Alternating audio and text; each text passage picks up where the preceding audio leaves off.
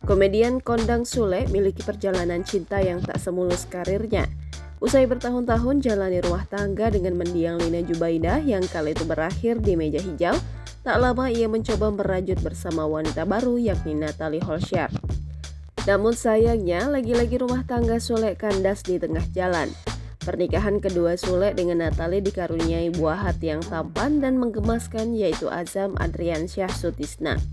Meski Azam sendiri tinggal bersama Natalie lantaran hak asuh jatuh ke tangannya, namun hubungan Sule dan putranya tetap terjalin baik. Seperti yang terlihat baru-baru ini di laman Instagram pribadi Sule.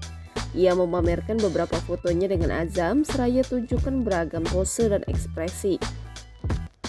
Lewat postingan ini, Sule sekaligus mendoakan putranya untuk selalu sehat. Postingan Sule yang dibagikan di tengah kehebohan Natalie lepas hijab itu pun sontak ramai dikait-kaitkan. Begitu pula dengan postingan beberapa lalu, Natalie yang isyaratkan ngamuk ke ex-suaminya lantaran menilai Sule lebih pentingkan endorse ketimbang samperin anaknya yang terbaring di rumah sakit kala itu.